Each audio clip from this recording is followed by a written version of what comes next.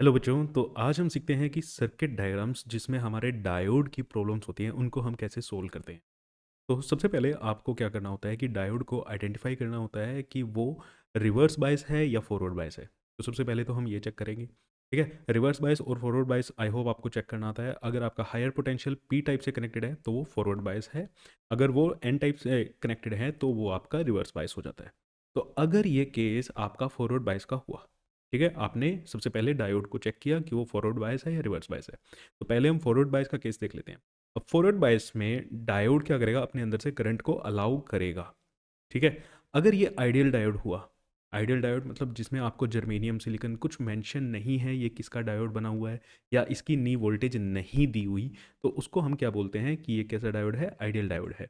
अब ideal diode के case में आप उस डायोड को सिंपल एक शॉर्ट वायर से रिप्लेस कर दोगे, ठीक है। आप क्या करोगे, उसे एक शॉर्ट वायर से रिप्लेस कर दोगे, मीन्स यहाँ डायोड की जगह क्या आ जाएगी, एक शॉर्ट वायर आ जाएगी। और फिर आप सर्किट को नॉर्मली सोल्व कर सकते हो जैसे आप करंट इलेक्ट्रिसिटी में करते हो।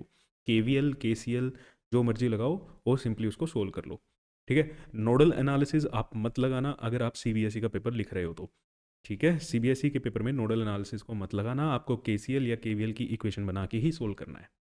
अगर ये रियल डायोड हुआ, रियल डायोड में आपको नी वोल्टेज गिवन होगी, ठीक है। अदरवाइज ये गिवन होगा कि डायोड जो है वो सिलिकॉन बेस्ड है या जर्मेनियम बेस्ड है, ठीक है। उस डायोड को आप रिप्लेस कर दोगे एक बैटरी से, ठीक है। उस डायोड को आप रिप्लेस कर दोगे एक बैटरी से, और उस बैटरी का पोटेंशियल कितना होगा, जो इसकी नी वोल्टेज होगी, जो डायोड की नी वोल्टेज होगी उतने ही वोल्ट की आप क्या कर दोगे, बैटरी लगा दोगे।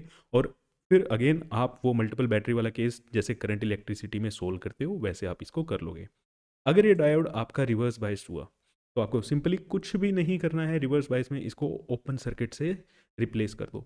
जैसे ही सर्किट यहाँ से ओपन हो जाएगा, यहाँ से कोई करंट पास नहीं करेगा, ठीक है। जिस भी ब्रांच में आपका डायोड लगा होगा, अगर वो रिवर्स बायस है उस ब्रांच में आप क्या कर दोगे, डायोड को हटा के वहाँ से ओपन कर दोगे सर्किट को। सर्किट ओपन करोगे, करंट अलाउ नहीं होगा वहाँ से, और सिंपली आप केसीएल केवीएल की इक्वेशन लगा के सोल्व कर सकते हो। तो आई होप आपको समझ आया होगा कि डायोड की प्रॉब्लम्स को कैसे सोल्व करते हैं। इस रील को सेव कर लो, आपके बोर्ड्स आने वाले हैं, और ट्रेंडिंग ट्यूटर को जल्दी से फॉलो कर लो। Thank you so much.